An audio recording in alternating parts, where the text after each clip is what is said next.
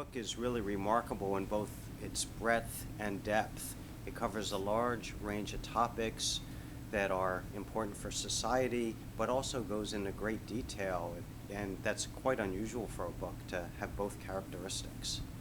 Another very important aspect of the book is it provides great insight into how real-world folks who have to make predictions, do forecasting, how we think, how we judge. So it's really quite a remarkable achievement. I think that, the title of the book is really wonderful, The Signal and the Noise. And what the book really makes clear is that we're overwhelmed with information.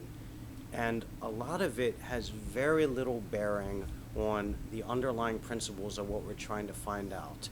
Either there's some physical process we don't know about that's governing it, and that's the unknown unknown, or it simply is noise, it's randomness. I really like the Bayesian theorem part of the book. I think that's done really, really in an outstanding manner. So I think that trying to essentially, we have an expression, try to find the wheat in the chaff, that we often use in science. I don't think that expression is in the book, but getting the wheat from the chaff is really, I think, what this book is all about. How to discern truth, physical meaning from a plethora of information, and the thought process that's involved in doing that.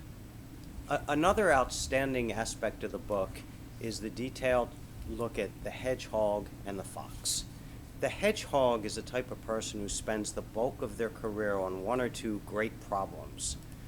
New data which continually comes in is used to refine the original hypothesis, and a hedgehog expects the world to abide by fairly simple governing principles.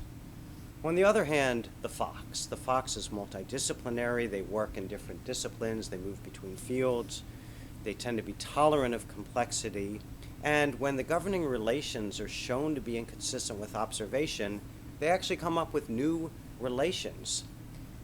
Now, ironic as this might be, it turns out that hedgehogs tend to be spokespersons for their fields. They have very strong so-called type A personalities. What the book goes into is the fox, the person who moves between fields, who kind of tests hypotheses and changes them, is much better at predicting the future than the hedgehog. So in chapter 10 of the book on poker, it states that if you can't spot the fish, that is the poor poker player at the table, you might be the fish. Well, I would advise that in your profession, if you can't name the hedgehogs, him, and her, maybe you're the hedgehog, and, well, in my opinion, you don't want to be the hedgehog.